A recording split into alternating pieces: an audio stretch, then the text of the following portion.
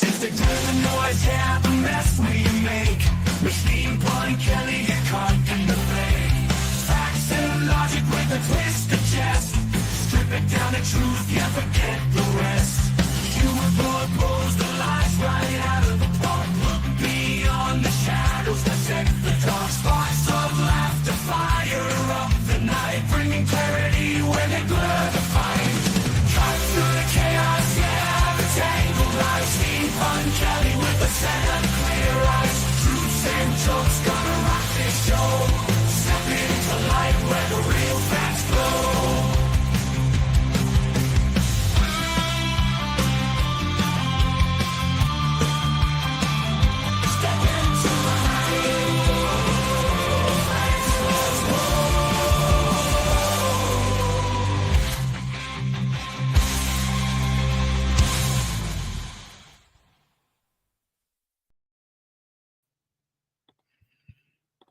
Hello to anybody that's already joined me. This is sort of an impromptu live broadcast. I just, for those of you who follow me on Blue Sky, I haven't posted this much on Twitter, but I've been posting a lot of food that I've been cooking, and I've been going more and more from scratch. And it's actually, people have been interested in what I'm doing and why I'm doing it. So I just thought I'd have take out half an hour here and just talk about my my little journey into healthier cooking. What happened is back in July, right before the 4th of July weekend, I got COVID for the first time. And after that, I had I've still, not completely emerged from the long COVID, but in the course of that,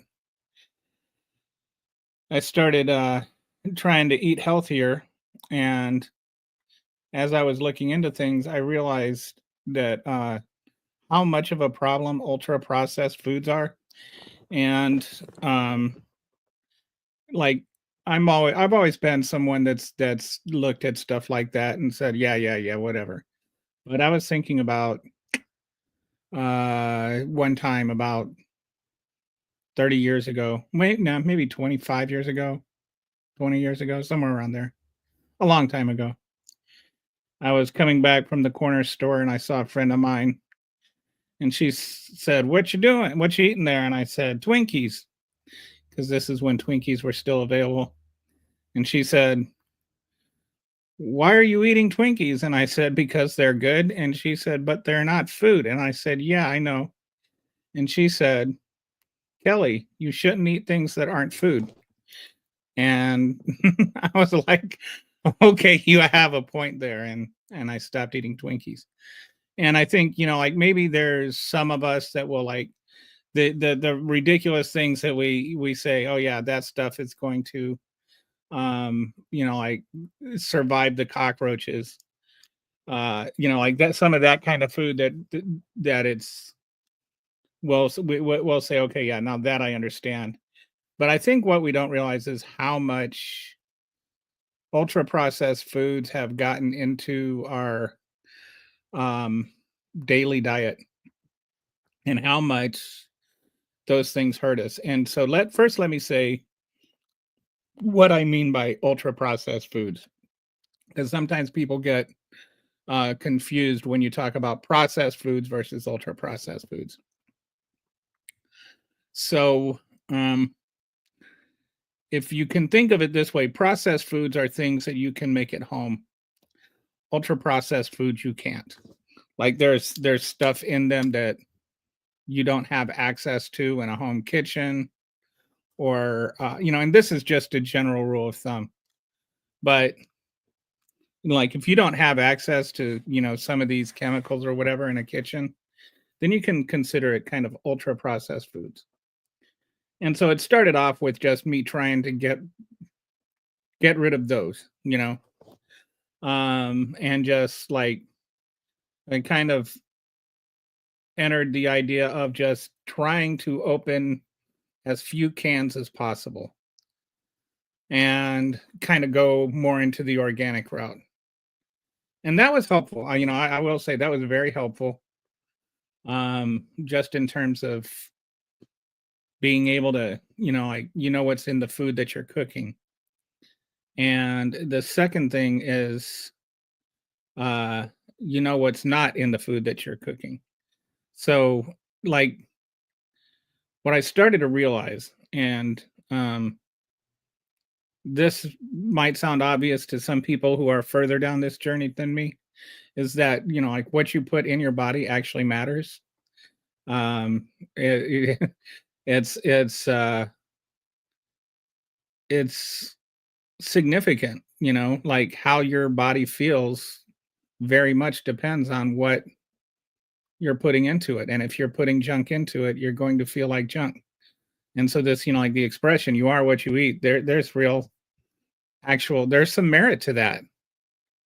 And so um the uh the thing I started to realize though is there's also a kind of thing that happens with ultra processed food. Like you'll get all this like vitamin enriched flour. And this was one of the first things where I started to really think about this. And why do they have to enrich flour with vitamins? And that's because they take all the vitamins out of it in the bleaching process and processing it. So the flour you end up eating, it's like just eating flour and a Flintstone vitamin. It's not the actual nutrients that come in the actual food. And so that might not sound like it's a big deal, but I was taking my probiotics, and I just had the thought, why do we have to have probiotics? And it kind of occurred to me that we have to have probiotics because they're not in the food we eat the way they're supposed to. And then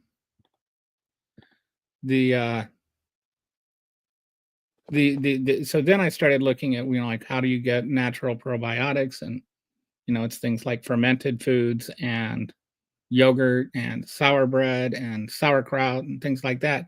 They have the natural probiotics in them. But I knew that, but what I didn't realize is that probiotics actually feed on something called prebiotics. And prebiotics are things that live off of things like grains, the fiber in grains and beans and things like that. And so you need to have the prebiotics to feed the probiotics, and you need the probiotics to help you digest your food. And the problem with the prebiotics is a lot of the prebiotics actually also get processed out. And so like when I started putting all of this together, you get the prebiotics that aren't in your food the way they're supposed to be, and your probiotics aren't in your food the way they're supposed to be, and your vitamins and minerals and stuff aren't in your food the way that they're supposed to be. At what point does it stop becoming food and just start becoming calories that are, fortified? And why do they have to be fortified?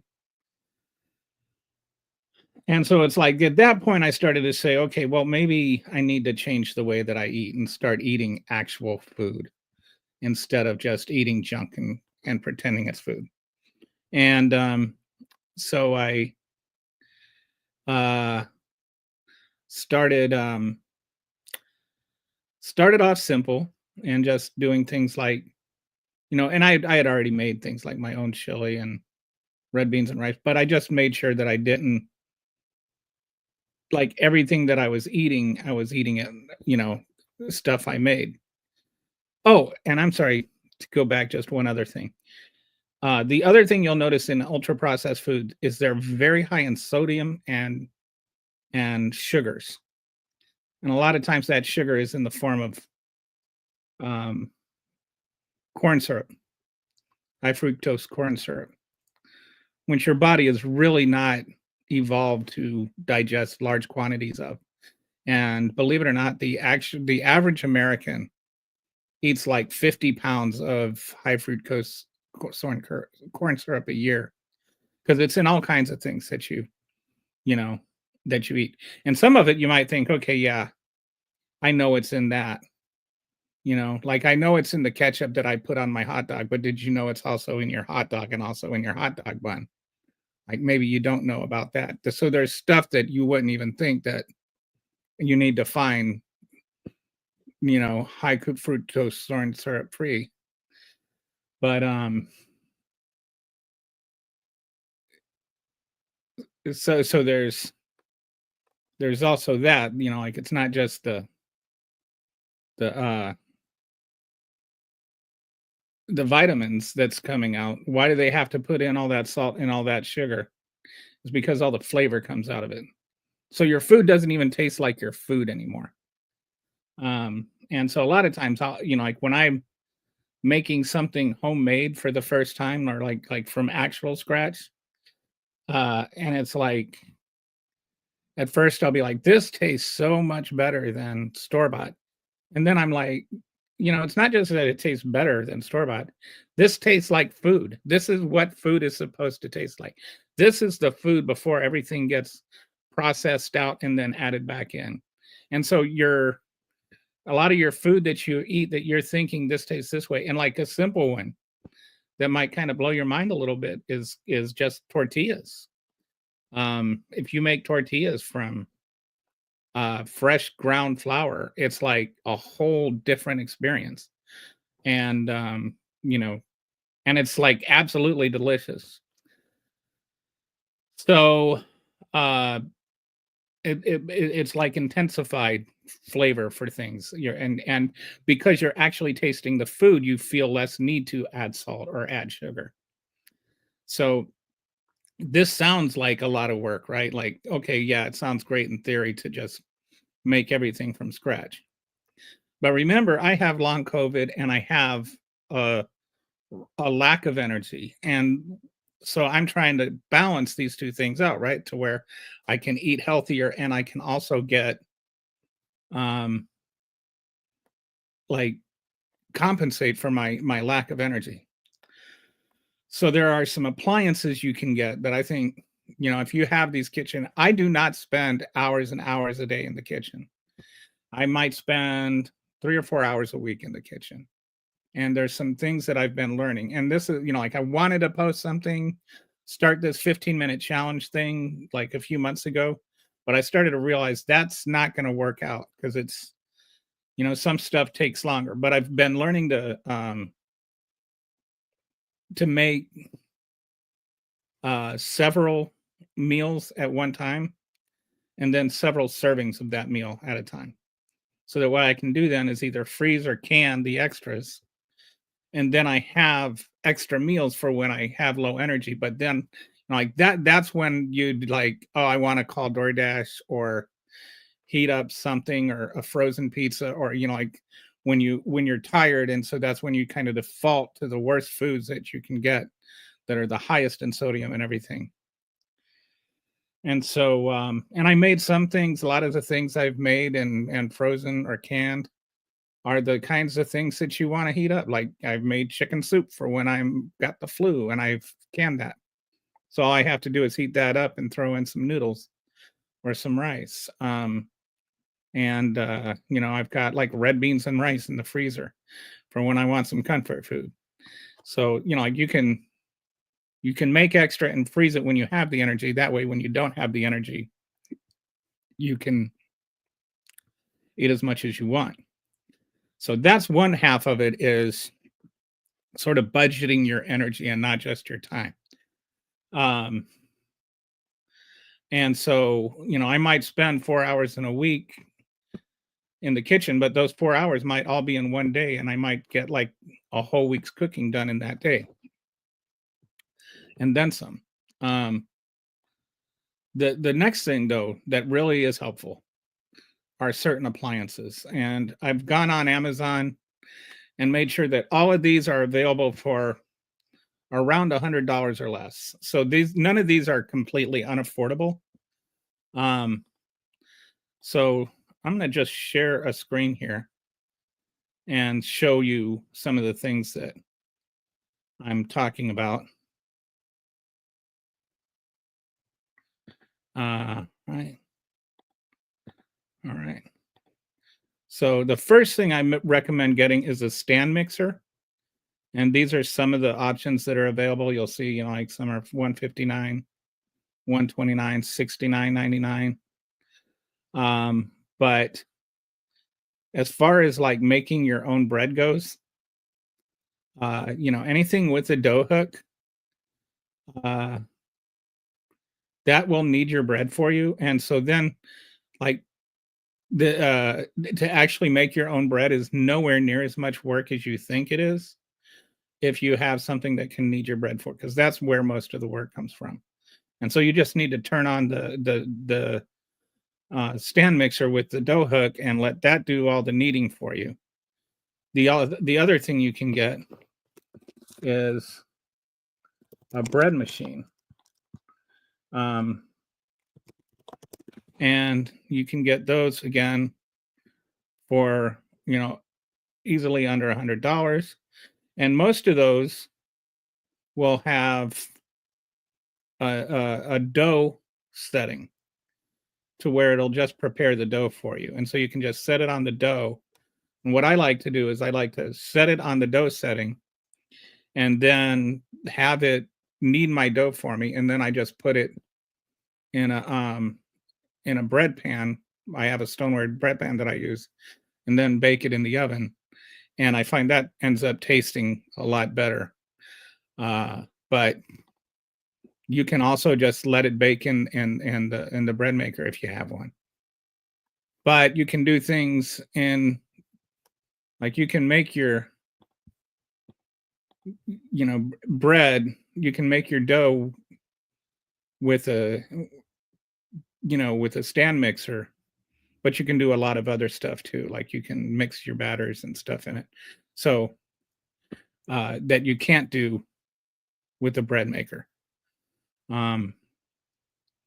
So that's the first thing. I recommend getting a stand mixer and or a bread maker if you can. And how I was talking about like the probiotics and the prebiotics. One thing that's really incredible that I had no idea is one of the reasons sourdough bread is so healthy is because it has both. It has the probiotics from the starter fermenting, and it's also got the prebiotics from the grain. And especially if you have your own fresh milled flour, there are 4 parts to a wheat berry, and there's like the hull, which they take the hull off, the hull, HULL, and then I think what are the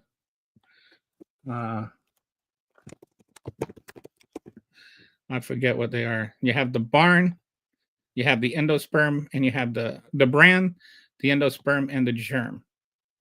Okay, and the most of the processed flour you get has the endosperm only and not the bran or the germ. And a lot of the nutrition comes in the bran and the germ. And that's also where you get a lot of the stuff that the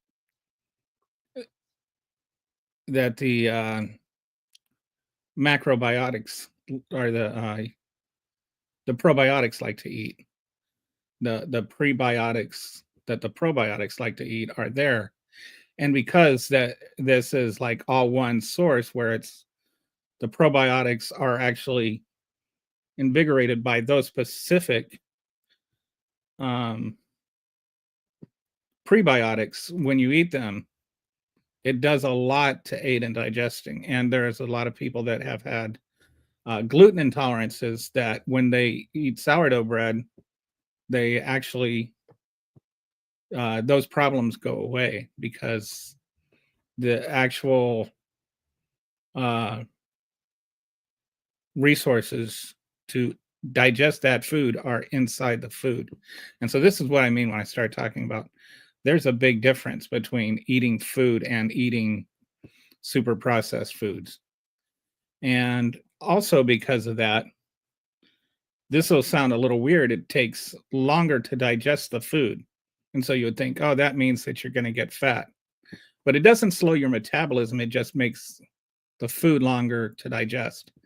And because of that, you don't get hungry again as often or as quickly. And so, like you carry that sense of fullness with you. And so you're not hungry again, like just a few hours after you ate, you're still, working through that last meal. And so as a result, you end up eating less food without really monitoring your food or your calorie intake. It's not like you have to watch your calories. You're just hungry. I've lost 20 pounds just by cutting out the super processed foods. And I have not done anything at all to count calories or anything like that. But because, I'm digesting real food, I'm losing weight and I'm lowering my blood pressure because I've cut out so much salt. And I know that I don't have any problems with diabetes. So I never really monitor my sugar levels, but I've also read that you can really lower your sugar levels by eliminating super processed foods. So anyway, back to the processors. That's one reason to get a kitchen in the box is just to start making your own bread. If you don't want to go to the wholemeal thing or the home milled bread, that's fine. But it takes 5 minutes longer. It's really not that hard or scary. And there's some great websites that have, like Fresh Grain Mills,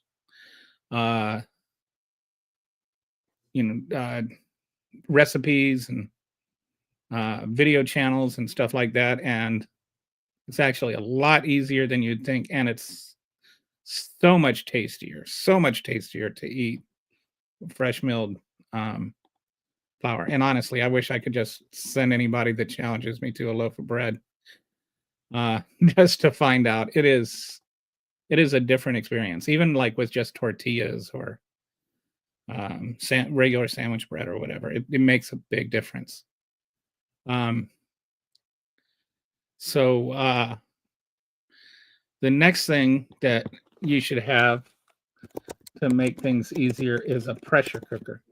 And I know some people are scared of pressure cookers, and they have a lot of the electric pressure cookers that are, easily like way under $100. You've got some that are around $100, but like here you've got an Instapot for $80. You've got them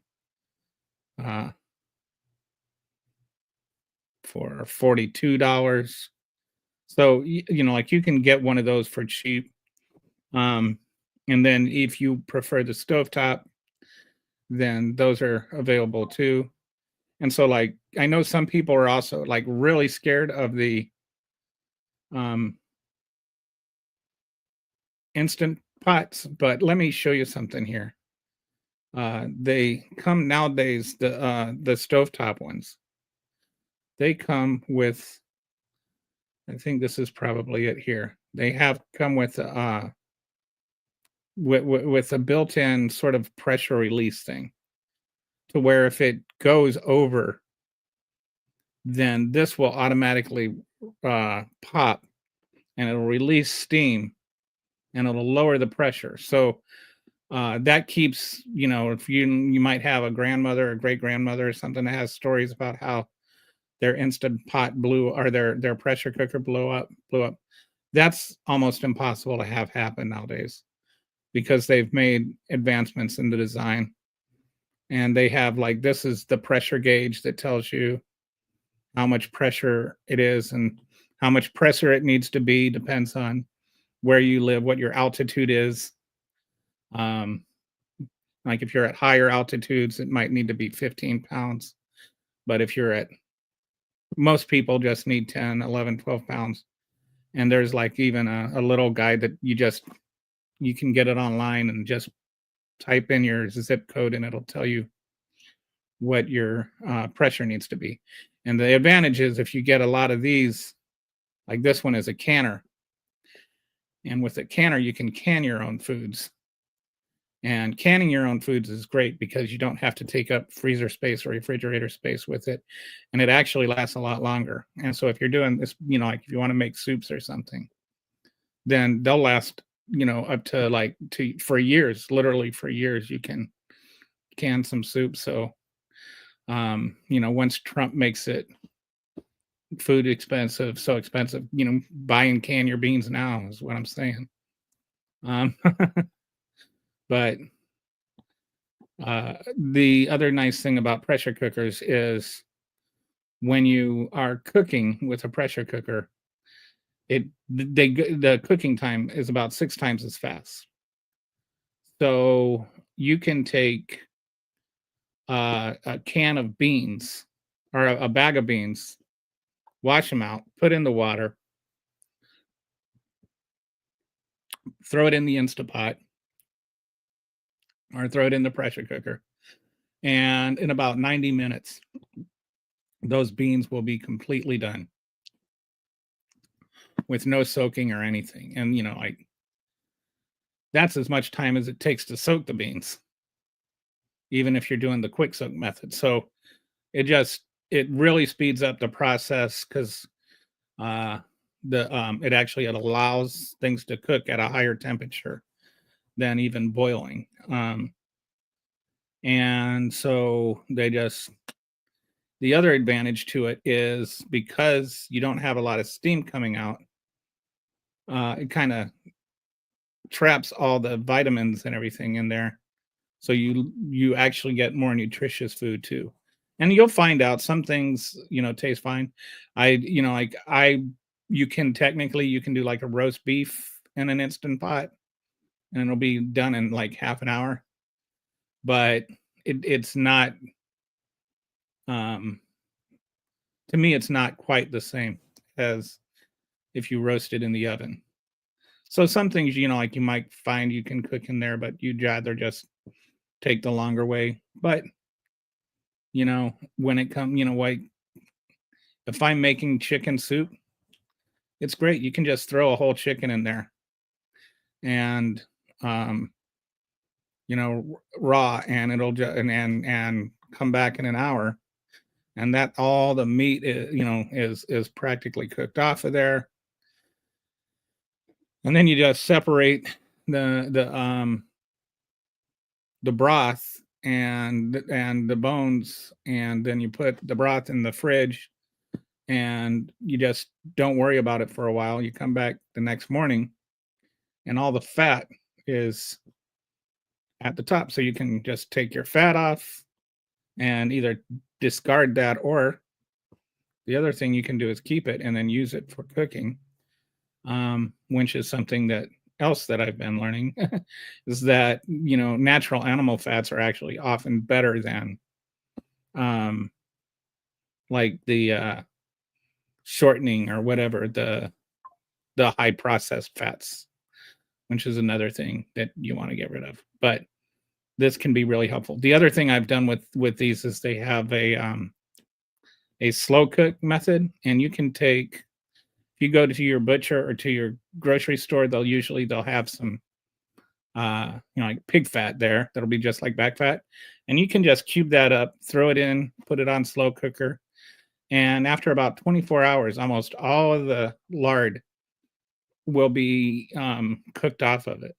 And then you can just pour that into a jar, and again, the lard will solidify. You just drain out whatever juice is in there and you keep the lard, and then you have homemade lard, which ends up being about a third the price of store-bought lard, and it's better for you because you can get a higher quality grade of pork. So the third thing, or the other thing, so we've got, oh yeah. So the next thing that every kitchen should have that I think is super helpful is an air fryer. And they've got all kinds of different versions. Mine is not this kind, but it's got the multiple trays. I find you can cook more in there than in like one of these with the basket. And the other thing is, like at least with mine, it's got a little rotisserie basket. Yeah, see, this one has a rotisserie, and so with that, you can, like if you're doing fries, you can toss them in the basket, and then like it'll turn, so you don't have to pause halfway through and then rotate the food and all of that kind of stuff. Like if you're doing something like this, you'd still have to do that, but that's kind of a weird combination right there. But these are, and I have not yet made really, really good fresh cut fries in an air fryer. So I still do those in oil actually, but I've made some amazing chicken wings, and you can do like fried chicken in an air fryer. That's so much healthier and so much better because you're not tasting oil. You're just tasting the food that you're eating. So the other thing is, like, you think about air fryers, it's not just fried food that it does great. You can grill a great steak. You can like cook a steak in there, and what it is because you get the rotating air or whatever, it kind of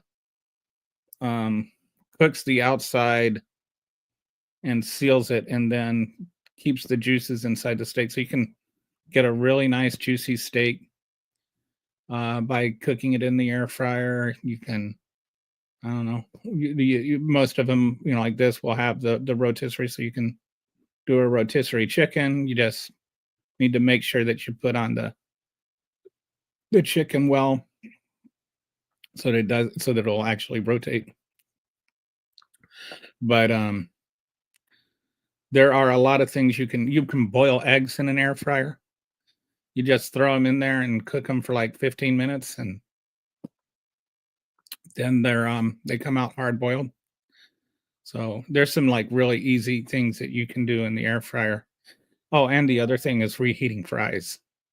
Best reheated fries you'll ever have, and pizza. Best reheated pizza you'll ever have is in the air fryer.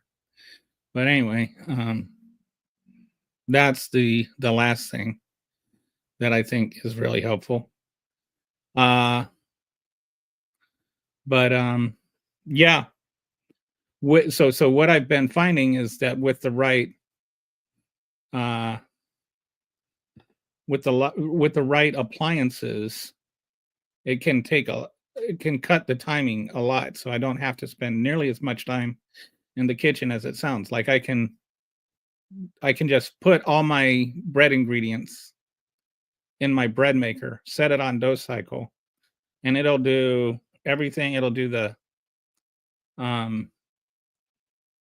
kneading and the first rise and all of that, and then it'll beep when it's ready, and then I'll just come and get it, put it in the my little bread pan that I'm going to cook it in, throw it in the oven under the proof setting, wait like an hour, and then come back in an hour, set the temperature for the bread, and and then it's done in another half an hour.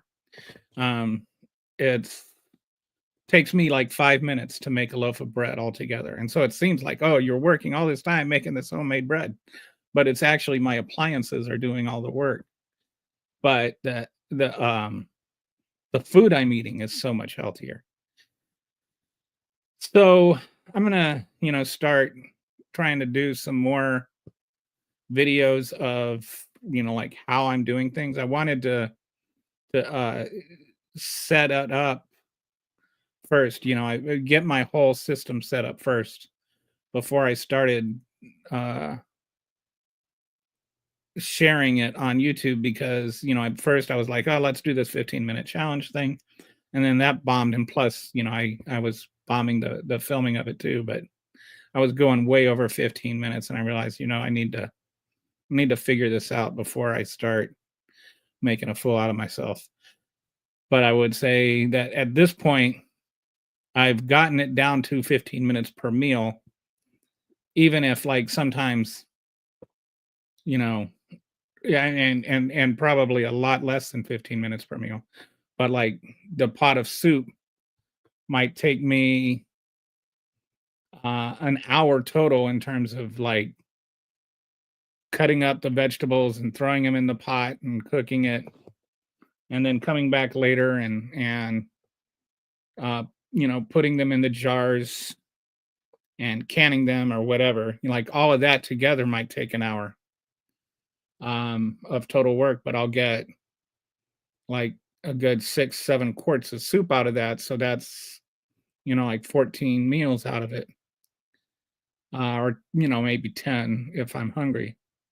But so then that becomes 6 minutes per meal. So it I end up having a lot less time that I spend cooking. And it's especially nice on days when I don't have the energy to cook, and I can just grab something either out of the freezer or open up one of my ball jars with soup in it. And you can do a lot of like a lot of canning, or you can also do things like and just can ground beef. Like the other thing you can do is if you're at the store and you ever notice, like there'll be these, like the stuff that they're trying to get rid of because it's like expiration date or something on it, and so it'll be like 25% off or 50% off for that particular meat. And so then like you can either take it home and throw it in the freezer for 3 months, or you can take it home, brown your ground meat, your ground beef, and then jar it, and then it'll be good for like a decade, for whenever you need it. So then the next time you want to make spaghetti, you can just open your can of ground beef and open your can of homemade tomato sauce, and then just do your pasta, and you've got like homemade spaghetti in 10 minutes. And it's all homemade, and it's all from scratch, and so exactly what's in it, everything. And there's not it's got its original fiber and its original nutrients and everything. It's not like vitamin, it's fortified or whatever. So anyway, that's my story, and I'm sticking with it. So I'll be coming back from time to time and just sharing some videos of my cooking and sharing some secrets and tips that I'm learning along the way. There are some great food channels on YouTube. One of my favorites is That Dude Can Cook. He's got a lot of little advice for cooking techniques and everything.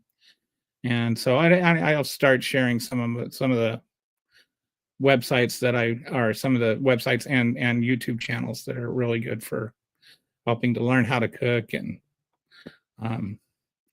anyway, it also helps that like if you like food.